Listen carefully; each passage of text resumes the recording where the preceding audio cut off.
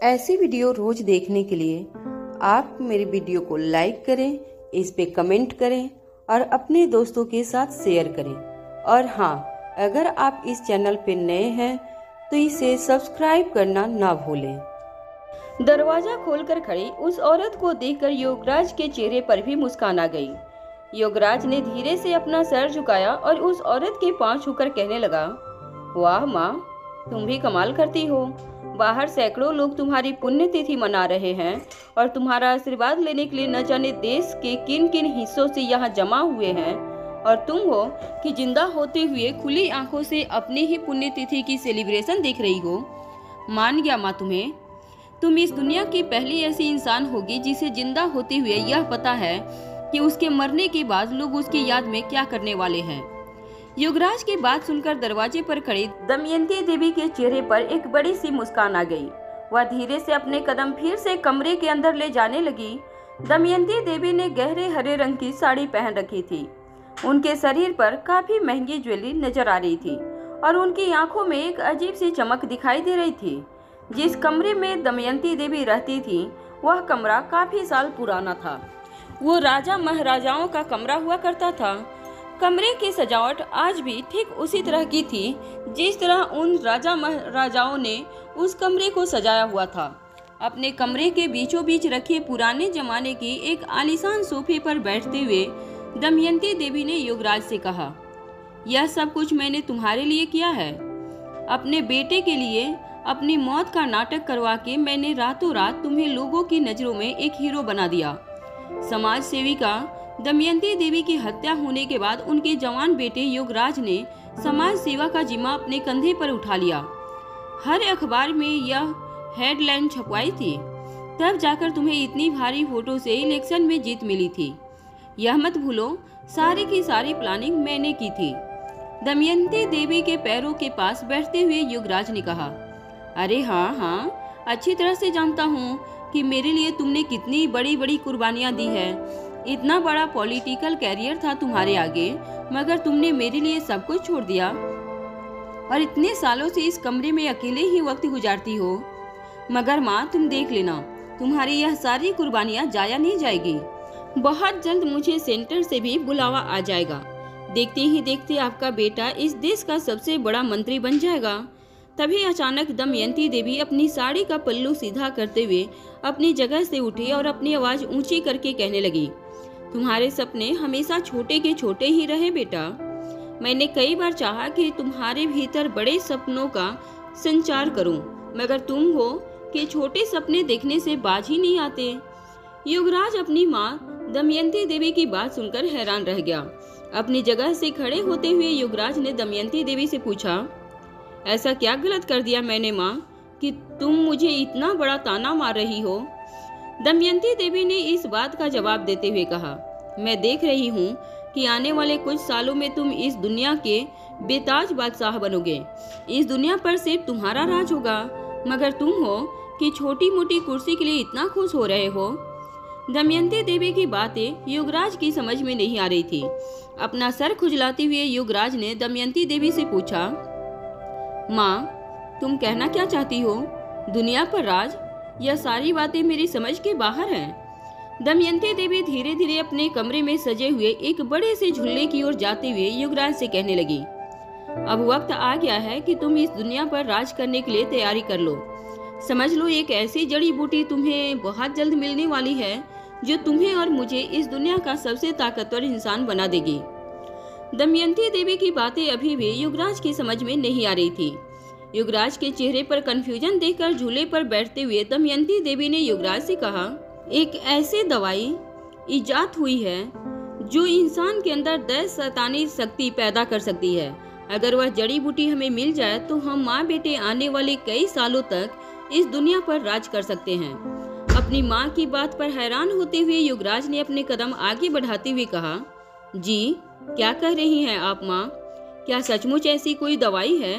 अगर है तो मुझे बताइए कहाँ है, मैं अभी जाकर वह दवाई लेकर आता हूँ। युवराज की बात सुनते ही दमयंती देवी जोर जोर से हंसने लगी। कुछ देर बाद अपनी हंसी को कंट्रोल करते हुए दमयंती देवी ने कहा, बेटा, अभी तुम बच्चे ही हो। वह दवाई अगर बाजार में खुलेआम बिकती तो अब तक इस दुनिया में हाहाकार मच गया होता। उस दवाई तक पहुंचने के लिए मैंने एक ऐसा जाल बिछाया है जिसके जरिए मछली उस जाल में फंसेगी और फिर उस मछली के मुंह से हमें वह जड़ी बूटी निकालनी है। युवराज फिर से अपने सर पर अपना एक हाथ रखकर कंफ्यूजन में यहाँ वहाँ देखता रहा।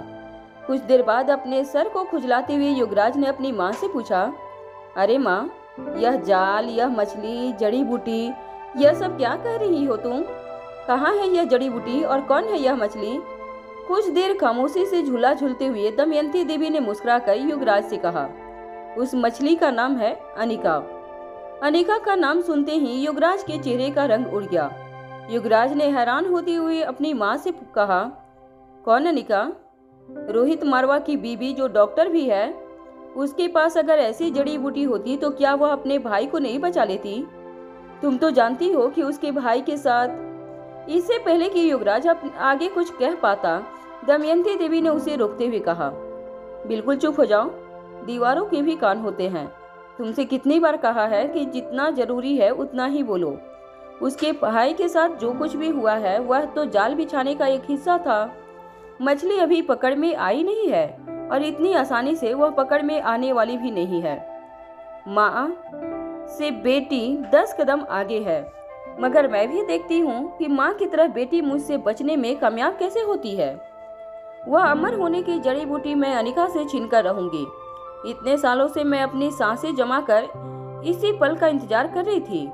इसी पल के लिए मैंने अपने आप को दुनिया की नजरों में मार दिया था, ताकि स्वाति की तरह मैं भी अंधेरे में रहकर दुनिया को जीतने का खेल खेल सकूं। इस वक्त तो स्वाति मल्होत्रा इस खेल में मुझसे कुछ कदम आगे जरूर है, मगर देख लेना, बहुत जल्दी यह बाजी में अपने नाम करके रहूंगी। दमयंती देवी की बातें युवराज की समझ के बाहर थी, मगर युवराज दमयंती देवी की बातों से इतना जरूर समझ चुका था कि अनिका के पास जरूर ऐसी कोई चीज थी जिसे पाने के लिए ही दमयंती देवी ने इतने सालों तक इतनी बड़ी प्लानिंग की थी। इन सारी बातों से अनजान अनिका तेजी से कार ड्राइव करते हुए लाइफ केयर हॉस्पिटल में श्रेया से मिलने जा रही थी। रास्ते में बार बार अनिका को रोहित और युवराज की दोस्ती की तस्वीर याद आ रही थी। आकाश का जख्मी शरीर, युवराज का घिनौना चेहरा, युवराज और आकाश की दुश्मनी और उसके बाद युवराज और रोहित की दोस्ती की बात अनिका को काफी डिस्टर्ब कर रही थी। तभी अचानक तेज कार चला रही अनिका ने अपनी कार को ब्रेक मारी। जैसे ही कार की ब्रेक लगी, कार के टायर के घिसने की आवाज से रास्ते के आसपास खड़े लोग अचानक आई आवाज से घबरा गए और दौड़कर कार के पास आए। जब कार पूरी तरह से रुकी, अनिका ने अपने पर्स से अपना मोबाइल फोन निकाला। जब कुछ लोगों ने देखा कि कार चला रही अनिका बिल्कुल सही सलामत थी, तब लोग अनिका को खोजते हुए आगे बढ़ गए। लोगों को लगा कि अनिका भी उन्हीं नौजवान लोगों में से थी जिसे रैश ड्राइविंग करना बेहद पसंद था। अनिका की कार के पास आकर अनिका को कोस रहे लोगों को पूरी तरह से इग्नोर करते हुए अनिका ने उस इंस्पेक्टर को कॉल लगाया जो हॉस्पिटल में अनिका से यह कह रहा था कि आकाश के एक्सीडेंट के पीछे जरूर किसी का हाथ था। उस इंस्पेक्टर ने अपना फोन नंबर छोड़ रखा था जिससे अनिका किसी इमरजेंसी में उसे कांटेक्ट कर सके। जैसे ही कॉल कनेक्ट हुआ, अनिका ने इंस्पेक्टर से कहा, देखिए, मैं अनिका बोल रही हूँ, आकाश गुलेरिया की। इससे पहले कि अनिका बात पूरी कर पाती, उससे इंस्पेक्टर ने फोन पर कहा, अरे मैडम, आपको कौन नहीं जानता, आप सिर्फ हुक्म कीजिए और बताइए किसे अरेस्ट करना है। इंस्पेक्टर की बात सुनकर अनिका को काफी अजीब महसूस हुआ। अनिका ने इंस्पेक्टर से कहा, देखिए, मैंने आपको इसलिए कॉल किया है क्योंकि मैं आपसे पूछना चाहती थी कि आकाश के केस को लेकर आपको आगे कोई लीड मिली। अनिका की बात सुनकर कुछ देर तक वह इंस्पेक्टर बिल्कुल खामोश रहा। कुछ देर बाद अपनी चुप्पी तोड़ते हुए उस इंस्पेक्टर ने अनिका से कहा, मैडम, आपके भाई का केस तो दर्ज ही नहीं हुआ। इंस्पेक्टर की बात सुनकर अनिका चौंक गई। अनिका ने इंस्पेक्टर से कहा, केस दर्ज नहीं हुआ मतलब? आपने कहा था न कि ये एक्सीडेंट नहीं बल्कि एक साजिश है, तो क्या अब तक कोई पूछताछ शुरू नहीं की है आपने? फिर से कुछ देर तक खामोश रहने के बाद उस इंस्पेक्टर ने अनिका से कहा, अरे मैडम, दरअसल बात यह है कि आकाश सर की कार का सचमुच एक्सीडेंट ही हुआ था। उसके साथ जो कुछ भी हुआ है वह एक रैश ड्राइविंग का मामला है। उनका ड्राइवर निर्धारित स्पीड से कुछ ज्यादा ही तेजी से गाड़ी चला रहा था। गाड़ी हाईवे पर चलाते हुए उसने अपना बैलेंस घुमा दिया और गाड़ी पलट गई। इससे ज्यादा इस केस में और कुछ नहीं है। अनिका इंस्पेक्टर की बात सुनकर बिल्कुल हैरान हो गई। अनिका को अच्छी तरह से याद था कि इंस्पेक्टर ने अस्पताल में आकर खास तौर पर अनिका से कहा था कि उसे इस एक्सीडेंट के पीछे किसी की साजिश लग रही थी, और फिर उस ड्राइवर ने भी मरने से पहले यह बयान दिया था कि यह एक्सीडेंट जरूर किसी की साजिश है। अनिका ने उस इंस्पेक्टर से कहा, ये आप कैसी बातें कर रहे हैं? आपने खुद ही मुझे बताया था कि उस ड्राइवर ने बयान दिया है। इससे पहले कि अनिका आगे कुछ कह पाती, उस इंस्पेक्टर ने कहा, अरे मैडम, आप भी कहाँ उस अनपढ़ आदमी की बातों में फंस रही हो। दरअसल मुझे भी धोखा हो गया था। अब वह ड्राइवर ठहरा अनपढ़ गवार आदमी, वो खुद ही नशे में था और नशे की वजह से गाड़ी पर कंट्रोल घुमा बैठा। अब एक्सीडेंट के बाद उसे डर लग गया कि उसकी वजह से इतने बड़े आदमी के साथ ऐसा हादसा हुआ है। डर के मारे उसने यह कह दिया कि यह एक्सीडेंट नहीं बल्कि किसी की साजिश है, ताकि सारा इल्जाम उस पर ना लगे। मगर बेचारा हॉस्पिटल पहुंचने से पहले ही खुद चल बसा। मैडम, हमने छानबीन की, तब पता चला कि दरअसल सारी गलती उसी ड्राइवर की थी। मुझे बेहद अफसोस है कि आकाश बाबू के साथ इस तरह का हादसा हुआ, मगर यकीन मानिए, अगर इस हादसे के पीछे किसी का हाथ होता तो दिल्ली की पुलिस जरूर उस आदमी के गिरेबान तक पहुंच कर रहती। दिल्ली पुलिस और मुझ पर जरा भरोसा कीजिए। अनिका की समझ में नहीं आ रहा था कि इंस्पेक्टर अभी कुछ वक्त पहले इतने कॉन्फिडेंस से यह कह रहा था कि आकाश का एक्सीडेंट किसी की साजिश का हिस्सा था, वहीं इंस्पेक्टर इतनी जल्दी पलट कैसे गया था। कुछ देर तक अनिका फोन पर खामोश रही। फिर उस इंस्पेक्टर ने अनिका से कहा, मैडम, और कोई सेवा करनी हो तो बताइए, आपकी सेवा के लिए हम हाजिर हैं। रोहित साहब को मेरा सलाम दीजिएगा। साहब मुझे पर्सनली जानते हैं अच्छी तरह से। कहना कि इंस्पेक्टर राजेश ने उन्हें सलाम भेजा है।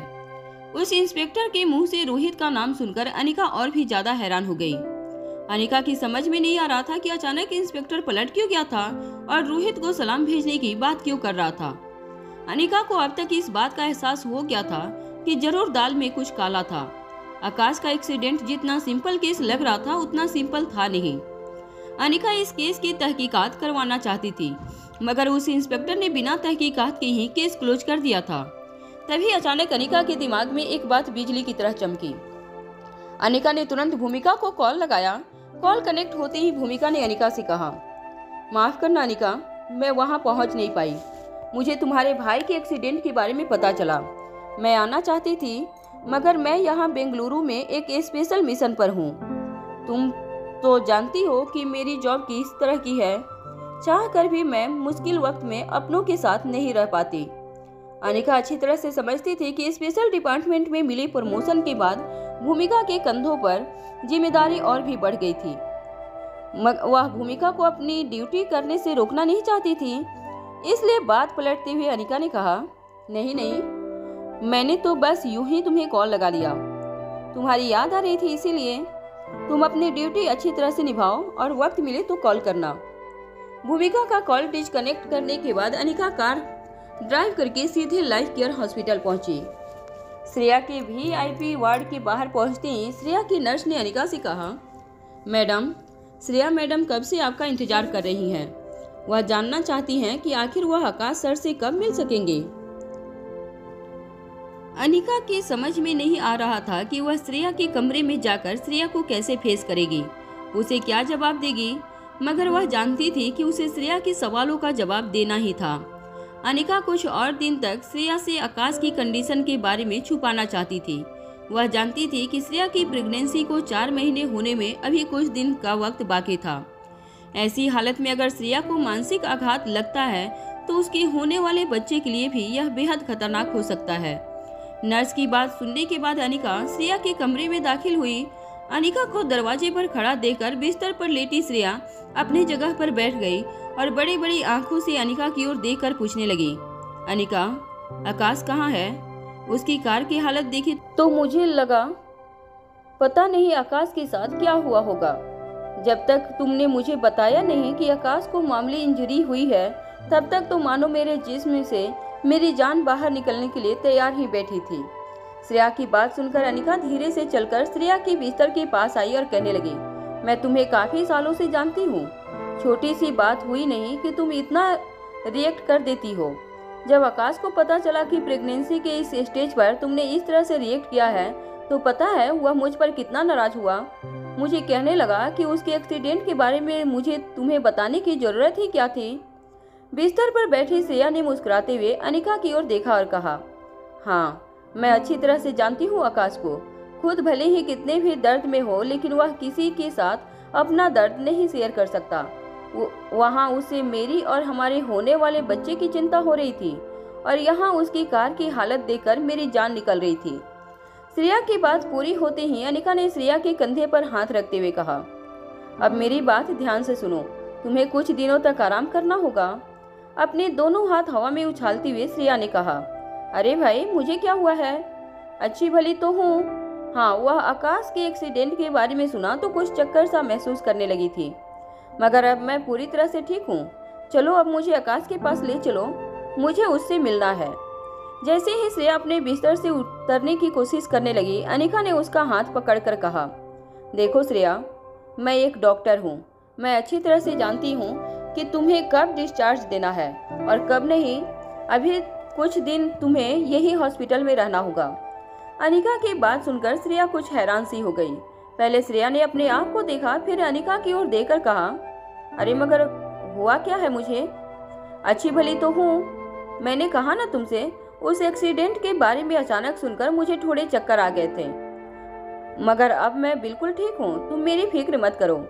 यह कहकर फिर से जब श्रेया बिस्तर से उतरने की कोशिश करने लगी, अनिका ने अपनी आवाज ऊंची करते हुए कहा, देखो, यहाँ सवाल तुम्हारी हेल्थ का नहीं है, तुम्हारे होने वाले बच्चे की हेल्थ का है।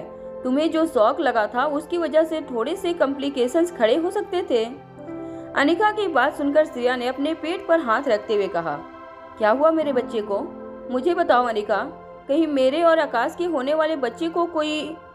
इससे पहले कि श्रेया अपनी बात आगे बढ़ा पाती, अनिका ने मुस्कुराते हुए श्रेया की ओर देखा और कहा, अरे नहीं नहीं, उसे कुछ नहीं हुआ है। बात दरअसल ये है कि तुम्हें जो शौक लगा था उसकी वजह से होने वाले बच्चे पर भी असर होता है। हालांकि उसे कुछ नुकसान नहीं पहुंचा, मगर कुछ दिनों के लिए हमें तुम्हें अंडर ऑब्जर्वेशन रखना होगा, ताकि किसी भी तरह की इमरजेंसी में जल्द से जल्द हम तुम्हारे लिए और तुम्हारे होने वाले बच्चों के लिए तैयार रहें। कुछ दवाइयाँ हैं और खाने पीने में कुछ सावधानी बरतनी पड़ेगी, मगर तुम फिक्र मत करो। मैंने तुम्हारी नर्स को सारे इंस्ट्रक्शन दे दिए हैं, वह तुम्हारा अच्छी तरह से ख्याल रखेगी और उसके बाद 2-3 दिनों में तुम्हें डिस्चार्ज भी मिल जाएगी। अनिका की बात सुनने के बाद श्रेया मन ही मन कुछ सोचने लगी। कुछ देर बाद अपने दांतों में अपनी एक उंगली फंसाते हुए श्रेया ने मन ही मन कुछ तय किया और अनिका की ओर देखकर कहा, ठीक है, अगर इतना जरूरी है हमारे होने वाले बच्चों के लिए तो मैं यहीं पर रुकूंगी। तुम एक काम करो, आकाश को यहाँ ले आओ। श्रेया की बात सुनकर अनिका काफी परेशान हो गई। अनिका के चेहरे पर परेशानी देखकर श्रेया ने अनिका से पूछा, क्या हुआ? तुम इतनी परेशान क्यों नजर आ रही हो? आकाश यही है ना, इसी अस्पताल में? उसे कहो मुझे मिलने आए। तुमने तो कहा ना उसकी इंजरी ज्यादा सीरियस नहीं है, फिर वह क्यों मुझसे मिलने नहीं आया? श्रेया की बातें सुनकर अनिका के चेहरे पर परेशानी बढ़ती जा रही थी, मगर अनिका अच्छी तरह से जानती थी कि अगर वह श्रेया के सामने ज्यादा परेशान नजर आएगी तो जरूर श्रेया को डाउट हो जाएगा। इसलिए फिर से अपने चेहरे पर मुस्कुराहट लाते हुए अनिका ने श्रेया से कहा, अरे मैंने तुमसे कहा ना, उसे मामूली सा फ्रैक्चर हुआ है और अब आकाश कोई छोटा बच्चा तो रहा नहीं, इसलिए उसकी हड्डियों में दोबारा जल्द से जल्द ताकत आ जाए, इसलिए उसे एक बड़ा सा प्लास्टर लगाया है और कुछ दिनों के लिए उसे आराम करना होगा और अपने पैरों पर बिल्कुल स्ट्रेस नहीं देना है। और देखो ना, यहाँ तुम उससे मिलने की जिद कर रही हो और वहाँ वह तुमसे मिलने की जिद पकड़ कर बैठा है। कहता है कि कुछ भी हो जाए वह तुमसे मिलना चाहता है। मैंने उसे काफी समझाया, मगर वह मेरी एक भी बात मानने को तैयार ही नहीं था। तुम्हें पता है, मुझे पापा को इन्वॉल्व करना पड़ा। पापा ने जब ऊंची आवाज में उसे डांट लगाई और कहा कि ऐसी हालत में उसे बिस्तर से हिलना नहीं है, तब जाकर कहीं आकाश माना। अनिका की बात सुनते ही श्रेया के चेहरे पर मुस्कुराहट आ गई। श्रेया ने अनिका से कहा, हाँ हाँ, तुम बिल्कुल सही कह रही हो। अगर आराम करना आकाश के लिए इतना जरूरी है तो उसे यहाँ नहीं आना चाहिए। वैसे अनिका, आकाश को बहुत दर्द हो रहा है क्या? श्रेया की यह बात सुनकर अनिका की आंखों से आंसू बहने के लिए बिल्कुल तैयार थे। श्रेया के सवाल पूछते ही अनिका के सामने आकाश का लहूलुहान शरीर नजर आने लगा। अनिका अच्छी तरह से जानती थी कि आकाश को जो चोट लगी थी वह कितनी दर्दनाक थी, मगर किसी तरह अपने चेहरे के इमोशंस संभालते हुए अनिका ने श्रेया से कहा, अरे भाई, फ्रैक्चर हुआ है, थोड़ा बहुत दर्द तो होगा ही, मगर आकाश इतने से दर्द से डरने वालों में से तो है नहीं। दर्द हो रहा है, मगर हमें यही जताने की कोशिश कर रहा है जैसे कुछ नहीं हुआ। अनिका की बात सुनकर श्रेया ने कहा, हाँ, वह ऐसा ही करेगा, मगर तुम भी उसकी बहन हो। मैं अच्छी तरह से जानती हूँ कि जिद के मामले में तुम भी उससे कम नहीं हो, मगर अच्छा किया तुमने जो भी किया। उसे बिस्तर से हिलने मत देना कुछ दिनों तक। मेरा क्या है, 1-2 दिन में जब तुम मुझे यहाँ से डिस्चार्ज कर दोगी तब मैं खुद ही उससे मिलने चली जाऊंगी। श्रेया की बात सुनकर अनिका ने श्रेया के कंधे पर हाथ रखा और कुछ देर तक वहीं बैठी रही। अनिका बड़े ही प्यार से श्रेया के पीठ पर हाथ फेरती रही। कुछ देर बाद श्रेया ने अनिका से कहा, अभी 3 दिन पहले की बात है, आकाश ऑफिस से घर अचानक जल्दी आ गया। जब उसे पता चला कि वह फिर से बाप बनने वाला है तो उसकी खुशी का ठिकाना नहीं रहा। पिंकी के वक्त आकाश को पता ही नहीं था कि मैं प्रेग्नेंट थी। हम दोनों हमारे पहले बच्चे की खुशियाँ एक दूसरे के साथ नहीं बांट सके, मगर इस बार जब आकाश को पता चला कि मैं माँ बनने वाली हूँ, उसने मुझसे कहा कि जो खुशियाँ हमने पिंकी के वक्त खो दी थी उसे फिर से जीने का मौका दिया था हमें ऊपर वाले ने। इस बार वह एक पल के लिए भी मुझसे दूर नहीं रहना चाहता था। पता नहीं अचानक हमेशा ही इतना सीरियस रहने वाले आकाश को पिछले कुछ दिनों से क्या हो गया था। बिल्कुल बच्चों जैसी हरकतें करने लगा था। आए दिन मेरे लिए कोई ना कोई गिफ्ट लेकर आता था, मुझे बाहर घुमाने ले जाता, बस मुझसे मिलने के और प्यार करने के बहाने ढूंढता रहता था। अच्छा है, कुछ दिन उसको न चाहते हुए भी आराम करना पड़ेगा तो थोड़ा अकल ठिकाने आएगी। श्रेया की बातों पर अनिका भी झूठ मूठ हंसकर श्रेया का मूड ठीक करने की कोशिश कर रही थी। तभी अचानक अनिका के मोबाइल फोन पर मयूर गुलेरिया का नंबर फ्लैश होने लगा। जैसे ही अनिका ने कॉल रिसीव किया, तेज सांस ले रहे मयूर की आवाज अनिका के कानों पर पड़ी। मयूर ने अनिका से कहा, जल्दी ऊपर आओ। अनिका, अभी इसी वक्त। मयूर की आवाज में काफी घबराहट थी। अनिका जानती थी कि जरूर ऊपर आईसीयू स्पेशल वार्ड में आकाश के साथ कोई इमरजेंसी सिचुएशन खड़ी हुई थी और इसीलिए मयूर ने अनिका को इस तरह बुलाया था। श्रेया के सामने अपने चेहरे के एक्सप्रेशन कंट्रोल करते हुए अनिका ने कहा, अच्छा, मुझे अभी जाना होगा। बच्चे घर पर अकेले हैं और तुम तो जानती हो कि जैसे जैसे बच्चे बड़े हो रहे हैं उन्हें संभालना और भी ज्यादा मुश्किल होता जा रहा है। आर्यन इतनी पढ़ाई करता है कि उसे कुछ देर खेलने के लिए डांटना पड़ता है। वहीं रिया इतनी गेम खेलती है कि उसे कुछ देर लैपटॉप या मोबाइल स्क्रीन से हटाने के लिए काफी मिन्नतें करनी पड़ती है। वहीं अलेक्जेंडर के अजीबोगरीब सवाल खत्म होने का नाम ही नहीं लेते। बच्चों के साथ रहते रहते रोहित भी बच्चा बन गया है, इसलिए उसे संभालने का एक और टेंशन। श्रेया अनिका के किसी बात पर मुस्कुराते हुए कहने लगी, हाँ, बिल्कुल ठीक कर रही हो तुम। अब तक तो मेरे ऊपर सिर्फ एक ही पिंकी की जिम्मेदारी थी और तुम तो पिंकी को अच्छी तरह से जानती हो। उसे संभालने के लिए मुझे जरा भी मुश्किल का सामना नहीं करना पड़ा था, मगर अब दूसरे बच्चे के साथ साथ मुझे तो ऐसा लग रहा है कि आकाश भी उम्र बढ़ने के साथ साथ बच्चा बनता जा रहा है। पता नहीं तीनों को एक साथ कैसे संभालूंगी मैं, और इसीलिए तुम्हें सलाम करती हूँ। 3 बच्चों के साथ रोहित को संभालना और ऊपर से अपने करियर पर इतनी अच्छी तरह से फोकस करना कोई तुमसे सीखे। पता नहीं मेरी क्या हालत होने वाली है आने वाले दिनों में। श्रेया की पीठ थपथपाते हुए अनिका ने कहा, सब कुछ ठीक हो जाएगा, तुम बस इसी तरह मुस्कुराती रहना। श्रेया के गालों पर हाथ फेरते हुए अनिका तेजी से श्रेया के कमरे से बाहर निकल गई। कमरे से बाहर निकलते ही अनिका ने अपने कदमों की तेजी बढ़ा ली। लिफ्ट के पास पहुंचकर अनिका ने लिफ्ट का बटन दबाया। अनिका बार बार अपने हाथों से लिफ्ट के दरवाजे को पटकती रही। अनिका जल्द से जल्द टॉप फ्लोर पर पहुंचना चाहती थी। जैसे ही लिफ्ट का दरवाजा खुला, अनिका तेजी से लिफ्ट के अंदर गई और उसने टॉप फ्लोर का बटन दबा दिया। जैसे ही टॉप फ्लोर पर लिफ्ट का दरवाजा खुला, अनिका दौड़कर आकाश के कमरे के दरवाजे तक पहुंची। दरवाजे के बाहर मयूर मुंह लटकाए खड़ा था।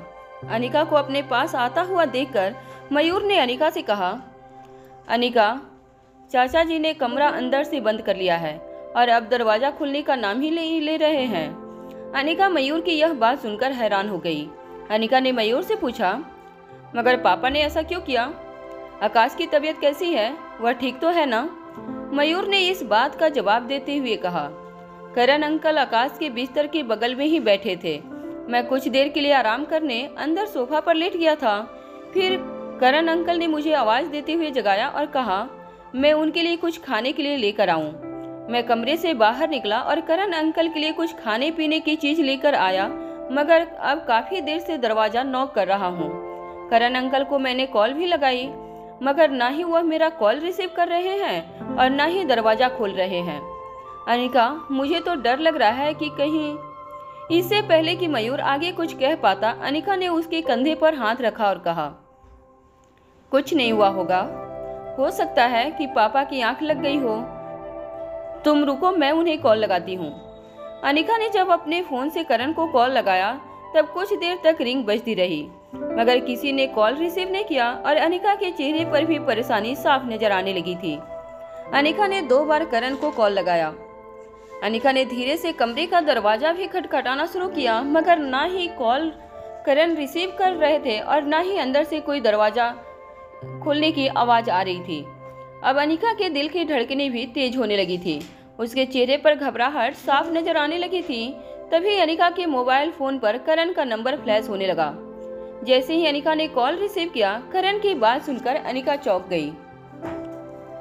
करण गुलेरिया की आवाज काफी धीमी थी। ऐसा लग रहा था जैसे करण को सांस लेने में भी तकलीफ हो रही थी। किसी तरह उन्होंने अपने आप को संभालते हुए अनिका से कहा, आकाश ने सांस लेना बंद कर दिया है। करण की बात सुनते ही अनिका के चेहरे का रंग उड़ गया। उसे समझ नहीं आ रहा था कि वह करण से क्या कहे। अनिका ने पहले तो किसी तरह अपने इमोशंस को संभाला और फिर करण से कहा, पापा, मैं दरवाजे पर खड़ी हूँ, आप प्लीज दरवाजा खोलिए, मुझे अंदर आने दीजिए। जैसे ही अनिका ने ये बात कही, कुछ ही सेकेंड में आकाश के आईसीयू स्पेशल वार्ड का दरवाजा खुला। दरवाजा खुलते ही अनिका दौड़कर कमरे के अंदर गई और सीधे आकाश के बिस्तर के पास पहुंची। आकाश का चेहरा तो पहले से बेजान नजर आ रहा था। जब अनिका ने आकाश के नर्व्स चेक करने की कोशिश की, तब उसे नर्व्स ढूंढने में काफी मुश्किल हो रही थी। आकाश के हाथ से कनेक्ट किया गया मशीन भी मॉनिटर पर स्ट्रेट लाइन दिखा रहा था। अनिका तेजी से बगल में पड़ा एक इंजेक्शन निकालकर आकाश की छाती में इंजेक्ट करने की कोशिश की। कुछ देर तक आकाश को सीपीआर देने के बाद अनिका फिर से एक मशीन की ओर देखने लगी, मगर अभी भी मॉनिटर पर स्ट्रेट लाइन ही दिख रही थी। आकाश के शरीर से जान निकल चुकी थी। अनिका बार बार कोशिश करती रही कि किसी तरह वह आकाश के शरीर में सांस वापस ला सके।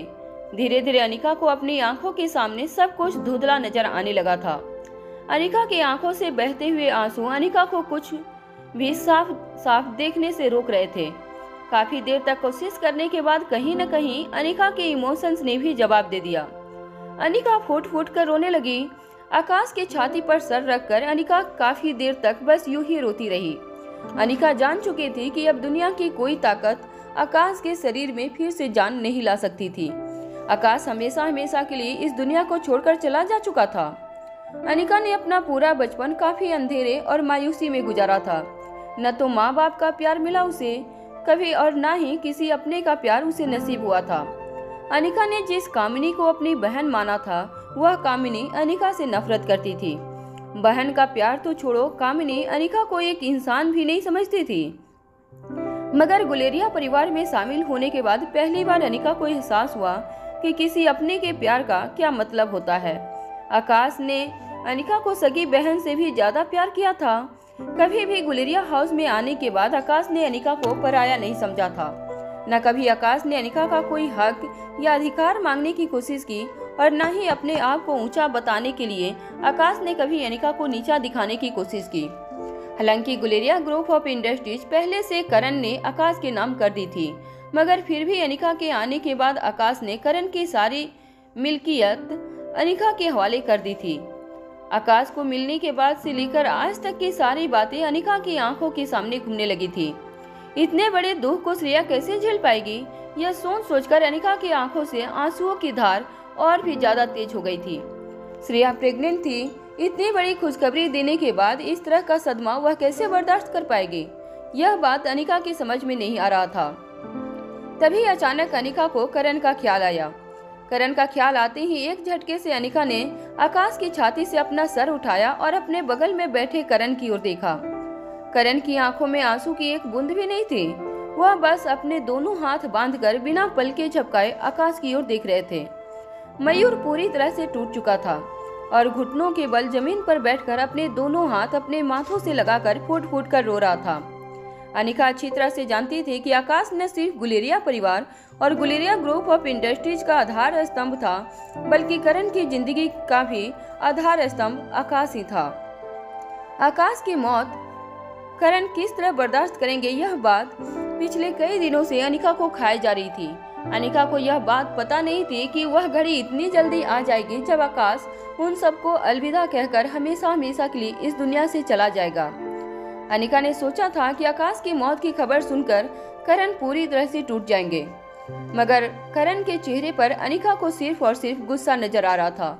न उनकी पलकें झपक रही थी और न ही उनके शरीर में किसी भी तरह की कोई मूवमेंट नजर आ रही थी। बस वह फटी हुई आंखों से बिस्तर पर लेटे आकाश को देखे जा रहे थे, जैसे मन ही मन वह आकाश से बात कर रहे हो।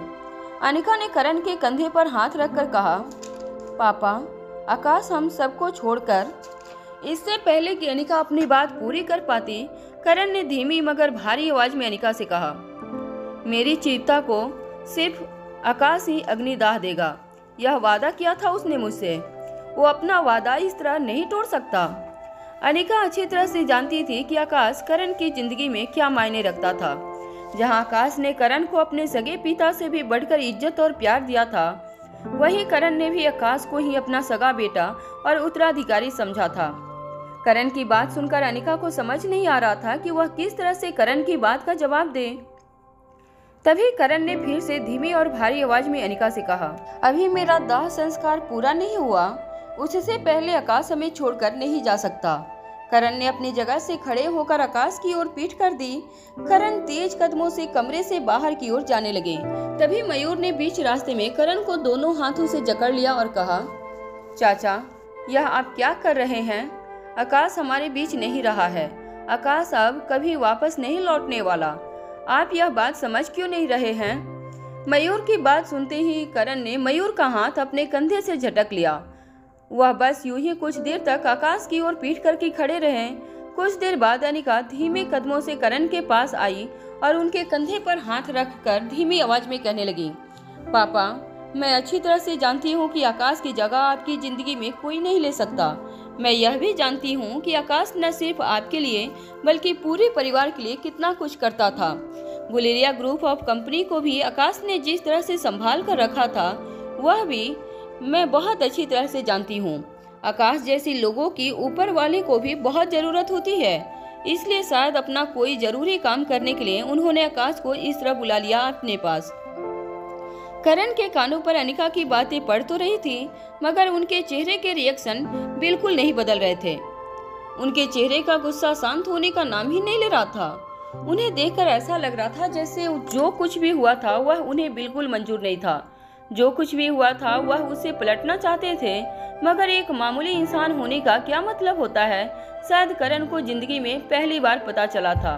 करण ने आकाश को सब कुछ दिया था, पैसा, पावर, इतना बड़ा नाम, मगर आज आकाश को सब कुछ देने के बावजूद करण को ऐसा लग रहा था जैसे वह इस दुनिया के सबसे गरीब बाप थे, जो अपने बेटे को जिंदगी खरीद के नहीं दे पा रहे थे।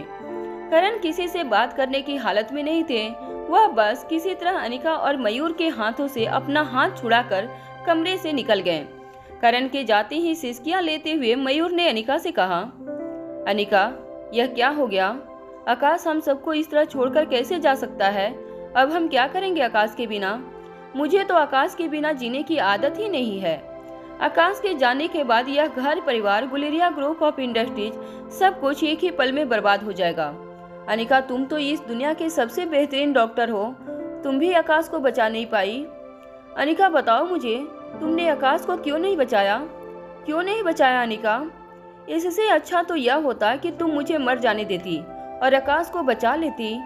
अनिका को बार बार पूछता हुआ मयूर जोर जोर से सिसकियां लेते हुए फिर से घुटनों के बल जमीन पर बैठ गया और सिसक सिसक कर रोने लगा। कुछ देर बाद हॉस्पिटल का सीनियर डॉक्टर और एक वार्ड बॉय आकाश के स्पेशल वार्ड में दाखिल हुए। बिस्तर पर लेटे हुए आकाश को देखकर दोनों शॉक होकर एक दूसरे को देखने लगे। सीनियर डॉक्टर ने आकाश की बॉडी को एग्जामिन किया और फिर धीरे से अनिका के पास चलकर आए और कहने लगे, मैडम, मुझे लगता है अब हमें डिक्लेयर कर देना चाहिए कि आकाश गुलेरिया इज नो मोर। मैं डेथ सर्टिफिकेट बना देता हूँ। अनिका को यह बात कहने के बाद सीनियर डॉक्टर आकाश के कमरे से बाहर जाने लगे। तभी अनिका ने उन्हें रोकते हुए कहा, रुक जाओ डॉक्टर, डेथ सर्टिफिकेट बनाने की कोई जरूरत नहीं है, आकाश अभी जिंदा है। अनिका की बात सुनकर सीनियर डॉक्टर कमरे में खड़ा वार्ड बॉय और मयूर हैरान होकर अनिका की ओर देखने लगे। अपनी जगह से खड़े होते हुए मयूर ने अपनी आंखों से बहते हुए आंसुओं को पोंछा और अनिका से कहा, यह क्या कह रही हो तुम अनिका? क्या सच में आकाश जिंदा है? अगर आकाश जिंदा है तो तुमने यह सब कुछ। इससे पहले कि मयूर आगे कुछ कह पाता, अनिका ने मयूर से कहा, देखो मयूर, अगर यह एक्सीडेंट किसी की साजिश है तो हमें कुछ और दिनों के लिए आकाश को जिंदा रखना होगा। अनिका की बात सुनते ही सीनियर डॉक्टर काफी हैरान हो गए। सीनियर डॉक्टर की ओर मुड़कर अनिका ने कहा, देखिए डॉक्टर साहब, मैं जानती हूँ कि शायद आपके लिए यह काम थोड़ा सा इलीगल है। एक मरे हुए आदमी को जिंदा बताना आपके प्रोफेशनल एथिक्स के खिलाफ हो सकता है, मगर इस वक्त मुझे आपकी मदद की जरूरत है। आकाश का एक्सीडेंट इतना सीधा नहीं जितना नजर आ रहा है। इसके पीछे जरूर किसी की साजिश है। मुझे कुछ दिनों का वक्त चाहिए। अगर आकाश के एक्सीडेंट के पीछे किसी का हाथ है तो मैं उस हाथ को बहुत जल्द पकड़कर दुनिया के सामने लाना चाहती हूँ और इसमें मुझे आपकी मदद की जरूरत है। बस कुछ दिनों के लिए आपको यह बात छुपानी है कि स्पेशल वार्ड में मौजूद आकाश ने सांस लेना बंद कर दिया है। हमें कुछ दिनों के लिए बॉडी को प्रिजर्व करना होगा। सीनियर डॉक्टर अच्छी तरह से जानता था कि उनके सामने खड़ी लड़की न सिर्फ हॉस्पिटल के मालिक रोहित मारवा की बीवी थी, बल्कि दुनिया की one of the finest neurosurgeon doctor Amrita थी। और डॉक्टर अमृता के लिए मेडिकल फ्रेटर्निटी के लगभग सभी लोगों में काफी रिस्पेक्ट थी। और यहाँ सवाल था अनिका के भाई के हत्यारे को पकड़ने का। इसलिए सीनियर डॉक्टर ने अपने वार्ड बॉय की ओर देखकर कुछ इशारा किया। सीनियर डॉक्टर की बात समझते ही वार्ड बॉय ने आकाश के शरीर से निकाले गए सारे मॉनिटरिंग इक्विपमेंट्स वापस लगा दिए। सीनियर डॉक्टर ने अनिका की ओर देखकर कहा, मैडम, आप बेफिक्र रहिए, मैं बॉडी को प्रिजर्व करने का बंदोबस्त कर देता हूँ। आप जब तक कहेंगे तब तक हम बॉडी को प्रिजर्व करेंगे। बाकी आप खुद एक डॉक्टर हैं तो आप अच्छी तरह से जानती हैं कि हम ज़्यादा से ज़्यादा कितने दिनों तक बॉडी को डिकम्पोज होने से बचा सकते हैं। अनिका अच्छी तरह से जानती थी कि अगर इस कमरे में आकाश की बॉडी को रखा गया तो बहुत जल्द बॉडी का डिकम्पोजिशन शुरू हो जाएगा। अनिका ने सीनियर डॉक्टर से कहा, मेरी आपसे एक और रिक्वेस्ट है। आकाश की बॉडी को अगर हम कोल्ड स्टोरेज में प्रिजर्व करें और यहाँ इस कमरे के अंदर किसी के भी आने पर रोक लगा दें तो हम ज़्यादा दिनों तक आकाश की बॉडी को प्रिजर्व कर पाएंगे। अनिका जो कह रहे थे यह बात सीनियर डॉक्टर अच्छी तरह से समझ पा रहे थे और उनके लिए ऐसा करना ज़्यादा मुश्किल भी नहीं था। हाँ, यह पूरी तरह से कानूनी नहीं था, मगर अस्पताल की मालकिन और मेडिकल फ्रेटर्निटी में काफी रिस्पेक्टेड डॉक्टर अमृता के लिए वह इतना तो जरूर कर सकते थे। इसमें किसी भी तरह की इमोरल बात उन्हें नजर नहीं आ रही थी। इसलिए सीनियर डॉक्टर ने हाँ में अपना सर हिलाते हुए अनिका से कहा, ठीक है मैडम, आप जैसा कह रही हैं वैसा हो जाएगा। बस इस बात का आपको ख्याल रखना है कि इस कमरे के अंदर कोई आ न पाए। जैसे ही सीनियर डॉक्टर ने यह बात कही, अनिका ने मयूर की ओर देखा। अनिका का इशारा समझते ही मयूर ने सीनियर डॉक्टर से कहा, आप इसकी फिक्र मत कीजिए, यह काम मुझ पर छोड़ दीजिए। इस कमरे के अंदर अब कोई नहीं आएगा और आकाश सबकी नजरों में जिंदा रहेगा। यह बात कहते ही मयूर की आंखों से फिर से आंसू बहने लगे। सीनियर डॉक्टर के जाने के बाद मयूर ने अपने इमोशंस पर कंट्रोल पाते हुए अनिका से पूछा, अनिका, क्या सोचा है तुमने? आकाश के कातिलों तक पहुंचने के लिए क्या करना होगा हमें? कुछ देर तक मन ही मन कुछ सोचने के बाद अनिका ने कहा, पहले तो हर जगह यह बात फैला दो कि आकाश को होश आ गया है और बहुत जल्द वह बोलने भी लगेगा। अनिका की इस बात पर हैरान होते हुए मयूर ने पूछा, यह क्या कह रही हो? तुम अच्छी तरह से जानती हो कि आकाश अभी इस दुनिया में नहीं रहा है, फिर ऐसी बात फैलाने का क्या मतलब है? अनिका ने मयूर के कंधे पर एक हाथ रखते हुए कहा, देखो, कुछ दिनों के लिए तुम्हें भी यह बात भूलनी होगी कि आकाश अब हमारे बीच नहीं रहा। आकाश को तुम्हें कुछ और दिनों के लिए अपने दिल में जिंदा रखना होगा। मैं किसी तरह दुश्मनों तक यह बात पहुंचाना चाहती हूँ कि आकाश बहुत जल्द अपने कातिल का नाम बताने वाला है। इससे जरूर वह लोग कोई न कोई ऐसी हरकत करेंगे जो हमें आकाश के कातिल तक पहुंचने में मदद करेगी। मयूर ने अनिका की पूरी बात सुनने के बाद अपनी जेब से अपना फोन निकालते हुए कहा, पर यह तो मेरे लिए बहुत आसान है। मैं भी कुछ मिनट के अंदर हर जगह यह बात फैला देता हूँ कि आकाश बहुत जल्द ठीक हो जाएगा। मयूर जब अपने फोन पर अपने लोगों से बातें करने लगा तो अनिका ने भी अपने पर्स से अपना फोन निकाला और इंस्पेक्टर राजेश को कॉल लगाया। कॉल रिसीव करते ही इंस्पेक्टर राजेश ने कहा, आज के दिन मैं कुछ और भी मांग लेता तो ऊपर वाला वह भी मुझे दे देता। देखिए, आप जितनी बड़ी डॉक्टर मुझे पर्सनली कॉल कर रही हैं, यह जानकर मुझे बड़ी खुशी महसूस होती है। अगर मैं अपने बीवी बच्चों से कहूं कि दुनिया की सबसे मशहूर और काबिल डॉक्टर अमृता मुझे पर्सनली कॉल करती हैं तो मेरे घर पर मेरी इज्जत 10 गुना बढ़ जाएगी। मैडम, बताइए मैं आपकी क्या सेवा कर सकता हूँ? इस बार इंस्पेक्टर राजेश की बात सुनकर अनिका ने कहा, इंस्पेक्टर, मैं सिर्फ इतना जानना चाहती हूँ कि आकाश के एक्सीडेंट का केस दबाने के लिए आपको कौन मजबूर कर रहा है? अनिका की बात सुनते ही इंस्पेक्टर राजेश बिल्कुल खामोश हो गए। अनिका ने दोबारा जोर देते हुए इंस्पेक्टर राजेश से कहा, देखिए, आप अच्छी तरह से जानते हैं कि आपका मुंह खुलवाने के लिए मेरे पास और भी तरीके हैं। अगर आप मेरे साथ कोऑपरेट करेंगे तो अच्छा होगा। अनिका की बात सुनकर इंस्पेक्टर राजेश ने कहा, अरे मैडम, आप तो धमकी देने पर उतर आई। चलिए, अब आपने मुझे धमकी दे ही दी है तो मैं भी आपको एक चेतावनी दे ही देता हूँ। मेरी मानिए तो जो केस बंद हो चुका है उसे बंद ही रहने दीजिए, इसी में हम सबकी भलाई है। अगर केस खुल गया तो ऐसे ऐसे राज खुलेंगे जिसे आप बर्दाश्त नहीं कर पाएंगे। अनिका इंस्पेक्टर राजेश की बात पूरी तरह से समझ नहीं पा रही थी। अनिका की खामोशी पढ़ते हुए राजेश ने कहा, अरे, गड़े मुर्दे अगर उखड़ेंगे तो बात बहुत दूर तक जाएगी और फिर घर की बातों को कोर्ट कचहरी में ले जाने का क्या फायदा? इंस्पेक्टर राजेश की बात सुनते ही अनिका ने कहा, घर की बात? तुम कहना क्या चाहते हो?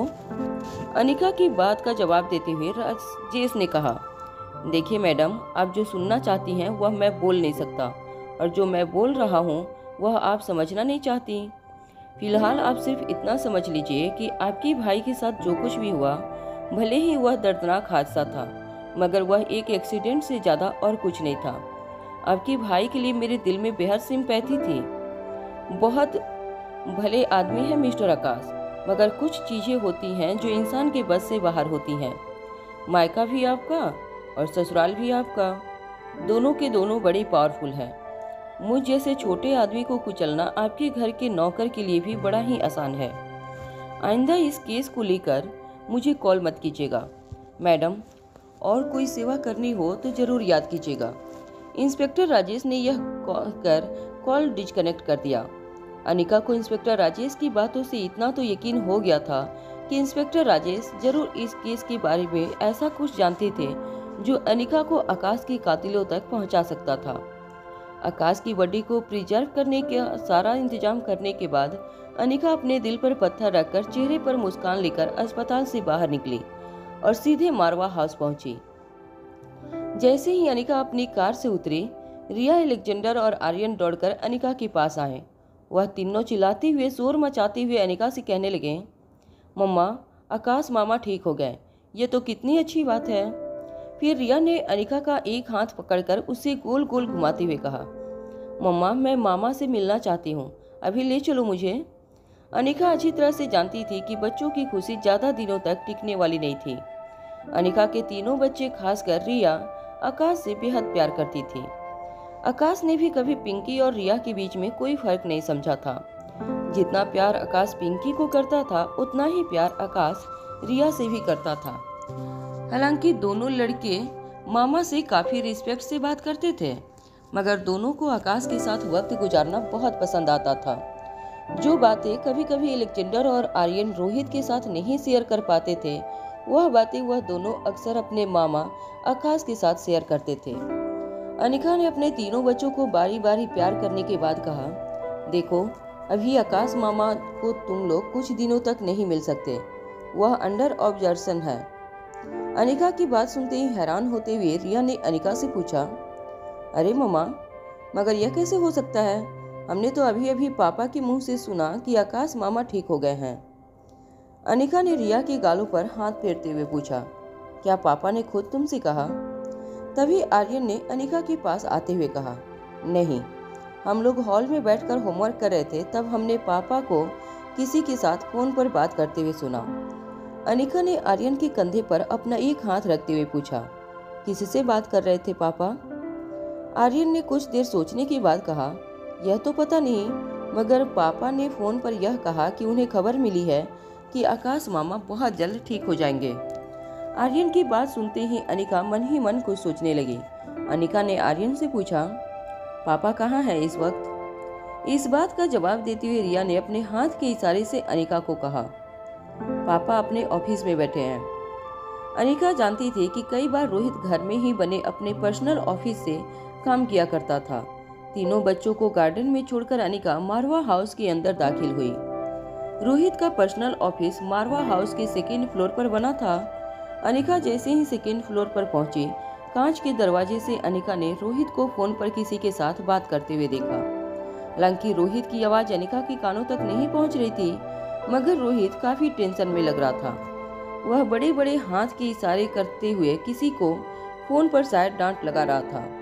जैसे ही अनिका ने ऑफिस का दरवाजा खोला, रोहित फोन पर बात करते हुए रुक गया और अचानक फोन डिस्कनेक्ट करते हुए रोहित ने अनिका से कहा, अरे तुम आ गई, बड़ी खुशी की बात है, आकाश अब ठीक हो गया। अनिका बड़े ही ध्यान से रोहित की आंखों में देख रही थी। रोहित काफी नॉर्मल लग रहा था। कुछ देर तक रोहित को देखने के बाद अनिका ने कहा, नहीं, ऐसी बात नहीं है, अभी उसकी हालत काफी क्रिटिकल है, मगर हाँ, हो सकता है कि कुछ दिनों में उसे होश आ जाए और वह यह बता सके कि उसके साथ जो कुछ भी हुआ है वह महज एक्सीडेंट था या इसके पीछे किसी की साजिश थी। अनिका की बात सुनते ही रोहित बिल्कुल हैरान हो गया। रोहित ने अनिका से कहा, ठीक है, तो तुम्हें लगता है कि आकाश का एक्सीडेंट एक साजिश है? किसी ने आकाश को मारने की कोशिश की है? बड़ी ध्यान से रोहित को देखते हुए अनिका ने कहा, ऐसा मैं नहीं कह रही हूँ, ऐसा वह इंस्पेक्टर राजेश कह रहा था। इंस्पेक्टर राजेश का नाम सुनते ही रोहित ने अपनी नजरें अनिका की आंखों से हटा ली और अनिका से कहा, अच्छा, क्या कहा इंस्पेक्टर राजेश ने? अनिका ने रोहित की बात सुनते ही रोहित से पूछा, तुम जानते हो इंस्पेक्टर राजेश को? रोहित ने तुरंत इस बात का जवाब देते हुए कहा, हाँ, अच्छी तरह से जानता हूँ मैं उसे। वह इंस्पेक्टर राजेश युवराज का खास आदमी है। छोटी मोटी परमिशन, पॉलिटिकल रैली करवाना, युवराज के लिए यह सारी चीजें तो इंस्पेक्टर राजेश ही करता है। मैं उसे सिर्फ इसलिए जानता हूँ क्योंकि युवराज ने मुझसे कहा था कि उसकी पार्टी की तरफ से वह पुलिस रिलीफ फंड में कुछ डोनेशन देना चाहता है और वह चाहता है कि मैं भी इस डोनेशन में उसका साथ दूं। डोनेशन की रकम लेने के लिए यह इंस्पेक्टर राजेश ही आया था मेरे पास। रोहित की पूरी बात सुनने के बाद अनिका ने रोहित से कहा, रोहित, यह डोनेशन क्या होता है? क्या तुम सीधे सीधे इसे घूस नहीं कह सकते? अनिका की ऐसी बात सुनकर रोहित हैरान हो गया। अनिका ने आज तक कभी रोहित के ऊपर इस तरह का इल्जाम नहीं लगाया था। हालांकि गुलेरिया ग्रुप ऑफ इंडस्ट्रीज और मारवा ग्रुप ऑफ इंडस्ट्रीज हमेशा से एक दूसरे के राइवल्स रहे थे, मगर आज तक कभी अनिका ने रोहित को न उसकी स्ट्रेटजी के बारे में कुछ पूछा था और न ही गुलेरिया ग्रुप ऑफ इंडस्ट्रीज के स्ट्रेटजी के बारे में रोहित को कुछ बताया था। रोहित किसी न किसी तरह हमेशा ही गुलेरिया ग्रुप ऑफ इंडस्ट्रीज को पछाड़ने में कामयाब हो जाता था और उसने मारवा ग्रुप ऑफ इंडस्ट्रीज को नंबर 1 पोजीशन पर बनाए रखा था, मगर आज तक कभी भी अनिका ने रोहित की ईमानदारी पर शक नहीं किया था। मगर आज जिंदगी में पहली बार रोहित पर इस तरह का कोई इल्जाम अनिका ने लगाया था। रोहित ने अनिका से कहा, एक बड़ी कॉर्पोरेट कंपनी होने के नाते हर कंपनी ऐसे सोशल केसेज में डोनेशन देती ही है। इसका मतलब यह नहीं कि मैं घूस देकर अपना काम निकलवा रहा था। आकाश ने भी इस तरह के डोनेशन दिए होंगे। रोहित की बात सुनकर अनिका ने रोहित से कहा, हो सकता है आकाश ने भी इस तरह के डोनेशन दिए हों। यह सवाल मैं उससे भी पूछूंगी जब वह होश में आएगा। अनिका की आंखों में रोहित को एक अजीब सा जुनून दिखाई दे रहा था। कुछ देर बाद अपनी बात बदलते हुए अनिका ने अपने चेहरे पर मुस्कान लाकर कहा, अरे मैं तो यूं ही पूछ रही थी, तुम तो इतने सीरियस हो गए। अनिका को मुस्कुराता हुआ देखकर रोहित के चेहरे से परेशानी भी गायब हो गई। रोहित ने भी अपने चेहरे पर मुस्कान लाते हुए अनिका से कहा, चलो आकाश खतरे से बाहर है। यह सुनकर बहुत अच्छा लगा। मैं आकाश से मिलना चाहता हूँ, कब जा सकते हैं? रोहित की यह बात सुनते ही अनिका ने कहा, देखो रोहित, अब तक यह कहना तो बहुत मुश्किल है कि आकाश पूरी तरह से खतरे से बाहर है। उसकी कंडीशन काफी क्रिटिकल है। हम बस उम्मीद कर सकते हैं कि आकाश जल्द से जल्द होश में आ जाए। तब तक आकाश से कोई नहीं मिल सकता। यहाँ तक कि मैंने पापा को भी कह दिया है कि वह कुछ दिनों तक आकाश से दूर ही रहे। ऐसी कंडीशन में पेशेंट को किसी भी तरह का इन्फेक्शन हो जाए तो वह उसके लिए जानलेवा हो सकता है। इसलिए फिलहाल आकाश से मिलने की इजाजत किसी को नहीं है। अनिका की पूरी बात सुनने के बाद रोहित ने कहा, यू आर राइट। ऐसी हालत में बिल्कुल रिस्क नहीं लेना चाहिए। एक लंबी सांस छोड़ते हुए अनिका ने रोहित से कहा, ठीक है, तुम अपना काम कर लो, मैं ऊपर जाकर कुछ देर के लिए आराम करती हूँ। कल सुबह फिर से जल्दी हॉस्पिटल जाना है मुझे। रोहित ने अनिका के कंधे पर हाथ रखकर हाँ में अपना सर हिला दिया। जैसे ही अनिका रोहित के पर्सनल ऑफिस से बाहर निकली, अनिका के मोबाइल फोन पर आकाश की पर्सनल सेक्रेटरी मारिया का नंबर फ्लैश होने लगा। जैसे ही अनिका ने कॉल कनेक्ट किया, मारिया ने अनिका से कहा, मैडम, यह तो कितनी खुशी की बात है कि आकाश सर बहुत जल्द ठीक हो जाएंगे। लगता है हम सबकी प्रेयर्स आकाश सर के काम आ गई। मैडम, मैं आपको बता नहीं सकती कि मैं आज कितनी खुश हूँ। अनिका ने मयूर की मदद से आकाश के ठीक होने की जो खबर फैलाई थी वह सचमुच असर कर रही थी। आकाश के जल्द ठीक होने की खबर पूरे शहर में आग की तरह फैल चुकी थी और अनिका अच्छी तरह से जानती थी कि जरूर अब तक वह खबर आकाश के दुश्मनों के कानों तक भी पहुंच चुकी होगी। बस अनिका को इंतजार था उस आवाज का जो उसके भाई के कत्ले के पीछे गूंज रही थी। अनिका ने मारिया से कहा, देखो मारिया, जब तक आकाश फिर से गुलेरिया ग्रुप ऑफ इंडस्ट्रीज की कमान अपने हाथ में नहीं लेता, तुम्हें यह जिम्मेदारी उठानी होगी। तुम्हें यह देखना होगा कि गुलेरिया ग्रुप ऑफ कंपनी उसी मकाम पर बनी रहे जहां आकाश ने उसे पहुंचाया था। तभी अचानक सेकेंड लाइन पर अनिका को एक प्राइवेट नंबर से कॉल आने लगा। अनिका जानती थी कि वह औरत जिसकी आवाज स्वाति मल्होत्रा से मिलती थी, उसने कुछ दिन पहले अनिका को इसी प्राइवेट नंबर से कॉल लगाया था। जिस वक्त अनिका को उस प्राइवेट नंबर से कॉल आया, उस वक्त अनिका मारिया के साथ बातें कर रही थी, मगर उस प्राइवेट नंबर से कॉल आता हुआ देखकर अनिका ने मारिया से कहा, मारिया, मैं तुम्हें बाद में कॉल करती हूँ, इस वक्त मुझे एक जरूरी कॉल अटेंड करना है। मारिया को यह कहने के बाद जैसे ही अनिका ने सेकेंड लाइन पर आ रहे कॉल को कनेक्ट करने की कोशिश की, तब तक वह कॉल डिस्कनेक्ट हो चुका था। जिस प्राइवेट नंबर से अनिका को कॉल आ रहा था, खुद अनिका के लिए भी उस नंबर को ट्रेस करना काफी मुश्किल था। जब वह कॉल आया था तब मोबाइल स्क्रीन पर सिर्फ यही दिखा रहा था कि वह कॉल एक प्राइवेट नंबर से किया जा रहा था। न ही स्क्रीन पर कोई नंबर फ्लैश हो रहा था और न ही कोई नाम नजर आ रहा था। अनिका चाहकर भी उस नंबर पर दोबारा कॉल नहीं लगा सकती थी। अनिका खुद एक बेहतरीन हैकर थी। अनिका ने किसी तरह उस नंबर को ट्रेस करने की कोशिश की, मगर खुद अनिका भी दुनिया की सबसे बेहतरीन हैकर होने के बावजूद उस नंबर को ट्रेस नहीं कर पा रही थी। अनिका किसी भी हालत में उस औरत से बात करना चाहती थी जिस औरत की आवाज स्वाति मल्होत्रा से मिलती जुलती थी। अनिका जानना चाहती थी कि अगर स्वाति मल्होत्रा जिंदा थी तो वह कहाँ थी और इतने सालों तक अनिका से क्यों छुपी हुई थी। काफी देर तक कोशिश करने के बावजूद अनिका उस नंबर को ट्रेस नहीं कर पाई जिस नंबर से अनिका को कॉल आया था। अनिका अच्छी तरह से जानती थी कि अगर स्वाति मल्होत्रा सचमुच जिंदा थी तो वह इतनी आसानी से किसी की पकड़ में नहीं आ सकती थी। जिस स्वाति मल्होत्रा को खुद खतरनाक ऑर्गेनाइजेशन इतने सालों तक ट्रेस नहीं कर पाया था, उस स्वाति मल्होत्रा को इतनी आसानी से ट्रेस नहीं किया जा सकता था। मगर अनिका यह सोच सोचकर हैरान हो रही थी कि अगर स्वाति मल्होत्रा ही वह औरत थी जो अनिका को कांटेक्ट करने की कोशिश कर रही थी, तो वह अपने आप को अनिका से छुपा क्यों रही थी?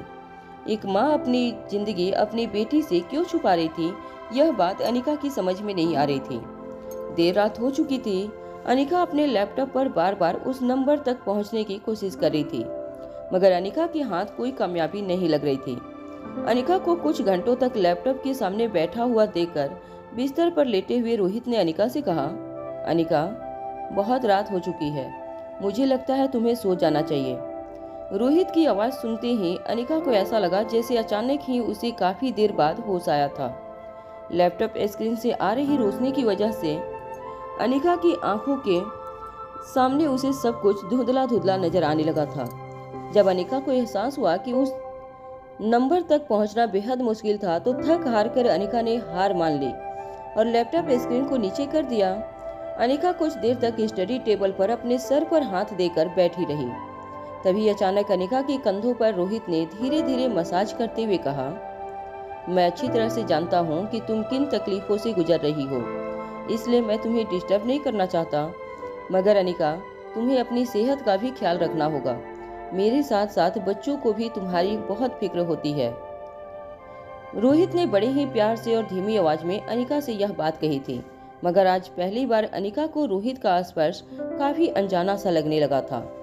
आकाश के एक्सीडेंट से जुड़ी हर बात जब अनिका को याद आती तो कहीं न कहीं अनिका की शक की सुई रोहित पर भी आकर अटकती थी। हालांकि ऐसा ख्याल अनिका के मन में आते ही अपने मन में आई इस ख्याल को निकाल देती, क्योंकि अनिका ने खुद अपनी आंखों से देखा था कि रोहित ने किस तरह अपनी जान की परवाह किए बिना अनिका और बच्चों की रक्षा की थी। जो इंसान अपने परिवार की रक्षा के लिए इतना कुछ कर सकता था, क्या सचमुच वही इंसान अपनी कंपनी को नंबर 1 की पोजीशन पर लाने के लिए किसी की जान ले सकता था? यह बात अनिका मान नहीं सकती थी, मगर जब तक अनिका आकाश की कातिलों तक नहीं पहुंचती, अनिका के दिल में हमेशा ही यह बात खटकने वाली थी कि रोहित युगराज के साथ हाथ मिला चुका था और युगराज वही बंदा था जो इस वक्त आकाश का सबसे बड़ा दुश्मन था। रोहित का हाथ अपने कंधों से हटाते हुए अनिका चुपचाप बिस्तर पर जाकर लेट गई। इससे पहले कि रोहित अनिका के पास आता, अनिका ने अपनी आंखें बंद कर ली और रोहित की ओर पीठ करके सो गई। वह रोहित खुली आंखों से काफी देर तक अनिका को लेटा हुआ देखता रहा। कुछ देर बाद जब रोहित को एहसास हुआ कि अनिका गहरी नींद में सो चुकी थी, तो रोहित अपनी जगह से उठकर बालकनी में गया और उसने एक सिगार जलाई। सिगार की कस लेते हुए रोहित आसमान की ओर देख रहा था। रोहित की आंखों में एक अनजाना गिल्ट नजर आ रहा था।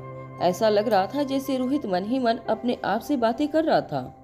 बिस्तर पर लेटी अनिका ने अपनी आंखें तो बंद की थी, मगर वह सोई नहीं थी।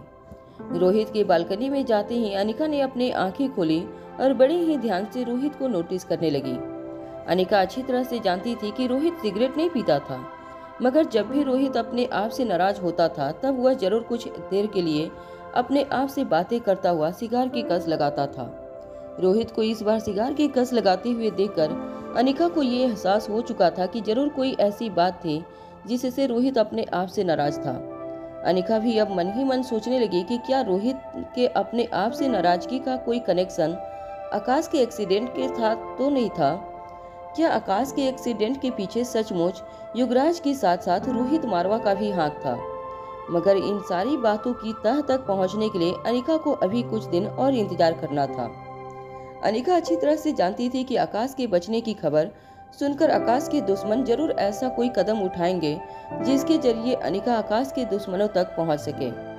अगले दिन सुबह अनिका तैयार होकर पुलिस स्टेशन जाने के लिए अपने कार में बैठी। अनिका ने ठान लिया था कि अगर इंस्पेक्टर राजेश आकाश के एक्सीडेंट के बारे में छानबीन करने से मना करते हैं, तो वह हायर अथॉरिटीज से इंस्पेक्टर राजेश की कंप्लेन करेगी। अनिका ने पुलिस स्टेशन जाने के लिए जैसे ही कार ड्राइव करना शुरू किया, मारवा हाउस के गेट तक पहुंचने से पहले ही अनिका की गाड़ी को बाहर से तेजी से आई हुई एक कार ने रोक लिया। जिस कार ने अनिका की गाड़ी को रोका था, वह उस कार का ड्राइवर अनिका को ठीक तरह से नजर नहीं आ रहा था। उस तेजी से अंदर आ रही कार ने इतनी जोर से ब्रेक मारी थी कि उस कार के आगे धुएं का एक गुबार सा बन गया था, और जिसकी वजह से अनिका कार चला रहे ड्राइवर को देख नहीं पा रही थी। जैसे ही अनिका अपनी कार से उतरकर उस कार की ओर आगे बढ़ने लगी, अनिका ने देखा कि धुएं के गुबार के बीच से भूमिका चलकर अनिका की ओर आ रही थी। भूमिका पहले से काफी ज्यादा बदल गई थी। हमेशा छोटे और स्टाइलिश कपड़े पहनने वाली भूमिका अब स्पेशल ऑफिसर की वर्दी में काफी स्मार्ट और एलिगेंट लग रही थी। हालांकि भूमिका के चेहरे पर वही खूबसूरती नजर आ रही थी, मगर अब भूमिका के चेहरे पर वह बचपना नहीं नजर आ रहा था। वह काफी ज्यादा मैच्योर और सीरियस नजर आने लगी थी। अनिका के पास आते ही भूमिका ने अनिका को गले से लगा लिया और फिर अनिका के कंधों पर हाथ रखते हुए धीमी आवाज में कहा, आकाश के एक्सीडेंट के बारे में सुनकर मुझे बहुत दुख हुआ। मैं तुम्हारे पास रहना चाहती थी उस वक्त, मगर तुम तो अच्छी तरह से जानती हो कि एक स्पेशल डिपार्टमेंट का ऑफिसर होने के नाते हमें हमारी पर्सनल लाइफ ताक पर रखते हुए भी हमारी ड्यूटी निभानी पड़ती है। मेरा मिशन तो पूरा हो चुका है, मगर जब मैंने यह सुना कि आकाश के एक्सीडेंट के पीछे किसी की साजिश हो सकती है, तो मैंने डिपार्टमेंट से कुछ दिनों की छुट्टी की अर्जी दे दी ताकि मैं तुम्हारे साथ रहकर इस मामले की तह तक जा सकूं। अब मुझे पहले से सारी बातें समझाओ। तुम्हें ऐसा क्यों लग रहा है कि आकाश के एक्सीडेंट के पीछे किसी का हाथ है? अनिका नहीं जानती थी कि भूमिका के सवाल का क्या जवाब था। अनिका ने मयूर और मारिया की बातों से यह पता लगाया था कि पिछले कुछ दिनों में जब से गुलेरिया ग्रुप ऑफ इंडस्ट्रीज ने मारवा ग्रुप ऑफ इंडस्ट्रीज को पीछे करके नंबर 1 की पोजीशन हासिल की थी, तब से आकाश के कई अनजान दुश्मन आकाश और गुलेरिया ग्रुप ऑफ इंडस्ट्रीज के पीछे पड़े थे, जिनमें से एक था युगराज। और अनिका ने युगराज और रोहित की दोस्ती अपने आंखों से देखी थी, मगर फिर भी अनिका के पास इस बात का कोई ठोस सबूत नहीं था कि आकाश के एक्सीडेंट के पीछे किसी का हाथ हो सकता था। तभी एक बात अनिका के दिमाग में बिजली की तरह चमकी। अनिका ने भूमिका से कहा, देखो भूमिका, इस वक्त मेरे पास कोई सबूत नहीं है यह बताने के लिए कि आकाश का एक्सीडेंट किसी ने जानबूझकर करवाया था। बस मैं तुम्हें इतना बता सकती हूँ कि इन्वेस्टिगेटिंग ऑफिसर ने पहले तो एक्सीडेंट वाले दिन खुद ही मुझे बताया था कि आकाश के एक्सीडेंट के पीछे उसे किसी की साजिश नजर आ रही है, मगर कुछ दिनों बाद वह इंस्पेक्टर राजेश खुद अपनी ही बात से पूरी तरह से मुकर गया। अचानक कहने लगा कि आकाश का एक्सीडेंट सिर्फ एक हादसा था। मुझे इस पूरी घटना को एक हादसा समझकर भूल जाना चाहिए। मेरी समझ में यह नहीं आ रहा है कि अचानक ही वह इंस्पेक्टर अपनी ही बात से पलट क्यों गया। अनिका की पूरी बात सुनने के बाद कुछ देर मन ही मन कुछ सोचने के बाद भूमिका ने कहा, ठीक है अनिका, अगर तुम्हें जरा सा भी शक है कि आकाश के एक्सीडेंट के पीछे किसी का हाथ हो सकता है और अगर यह बात सच है, तो मैं तुम्हें यकीन दिलाती हूँ कि मैं किसी भी हालत में आकाश के साथ यह करने वाले इंसान को छोड़ूंगी नहीं। हम दोनों मिलकर जरूर उसे सबके सामने बेनकाब करेंगे। सबसे पहले मुझे यह बताओ कि क्या तुम्हें किसी पर शक है? अनिका चाह कर भी भूमिका के सामने रोहित का नाम नहीं ले सकती थी, न सिर्फ इसलिए क्योंकि रोहित भूमिका का भाई था, बल्कि इसलिए भी क्योंकि अनिका का मन खुद नहीं मानता था कि रोहित ऐसा कुछ कर सकता था। अनिका ने भूमिका की इस बात का जवाब देते हुए कहा, नहीं, मुझे किसी पर शक नहीं है। अनिका की बात सुनने के बाद भूमिका ने गहरी सांस लेते हुए अनिका से कहा, ठीक है, चलो पहले उस इंस्पेक्टर से मिलते हैं जिसने तुम्हें यह कहा था कि उसके पास इस बात का सबूत है कि आकाश के एक्सीडेंट के पीछे किसी का हाथ है। अनिका ने यह कहकर जैसे ही भूमिका अनिका को लेकर कार में बैठने गई, भूमिका को अचानक मारवा हाउस के मेन गेट पर एक जाना पहचाना चेहरा नजर आया। उस चेहरे को देखकर भूमिका के चेहरे पर गुस्सा साफ नजर आने लगा। कार का दरवाजा पटकते हुए भूमिका तेजी से कार से चलकर मारवा हाउस के मेन गेट पर गई। जब अनिका का ध्यान मेन गेट पर खड़े लड़के पर पड़ा, तब उसे एहसास हुआ कि गेट पर खड़ा लड़का और कोई नहीं बल्कि निखिल कोठी भास्कर था। भूमिका निखिल के पास जाकर ऊंची आवाज में कहने लगी, तुम यहाँ क्या कर रहे हो? मैंने तुमसे कितनी बार कहा है कि इस तरह मेरा पीछा मत किया करो। निखिल की दाढ़ी बढ़ी हुई थी और वह बड़े ही प्यार से बड़ी बड़ी आंखों से भूमिका को देख रहा था। भूमिका को देखते देखते निखिल की आंखें कब नम हो गई, यह निखिल को भी पता नहीं चला था। निखिल ने बस दबी हुई आवाज में भूमिका से कहा, जब मुझे पता चला कि तुम दिल्ली आई हो तो मैंने सोचा तुम्हें अपनी आंखों से देख लूं। मुझे नहीं पता था कि मेरी शक्ल देखकर भी तुम्हें इतना गुस्सा आएगा। हालांकि एयरपोर्ट से लेकर अभी तक मैंने तुम्हारा पीछा किया था, तो मुझे पता था कि तुम मुझे पसंद नहीं करती थी, मगर फिर भी मैं यह नहीं जानता था कि आज भी तुम मुझसे उतने ही नफरत करती हो। निखिल की बातें सुनकर भूमिका का गुस्सा और भी ज्यादा बढ़ रहा था। उसका चेहरा पूरी तरह से लाल पड़ चुका था। भूमिका ने अपने दोनों हाथ अपनी कमर पर रखकर निखिल से कहा, देखो तुम मेरा पीछा करना छोड़ दो। मैंने तुमसे 1000 बार कहा है कि हमारे बीच कुछ भी पॉसिबल नहीं है। भूमिका की बात सुनते ही निखिल ने भूमिका से कहा, डरो मत भूमिका, मैं कुछ नहीं चाहता तुमसे, बस तुम्हारा चेहरा देखकर अरसा बीत गया था, इसीलिए तुमसे मिलने चला आया। निखिल की आंखों में भूमिका के लिए आज भी वही सच्चा प्यार नजर आ रहा था जो अनिका ने कुछ साल पहले लंदन में दिखा था। मार्कस को लेकर भूमिका के दिल में निखिल के लिए जो गुस्सा था वह अब तक शांत नहीं हुआ था। निखिल की प्यार भरी नजरें भूमिका का गुस्सा और भी ज्यादा बढ़ा रही थी। भूमिका अपने पांव पटक कर सीधे जाकर अपनी कार में बैठ गई और पैसेंजर सीट पर बैठी अनिका से कहा, चलो हम इंस्पेक्टर राजेश से मिलने जाते हैं।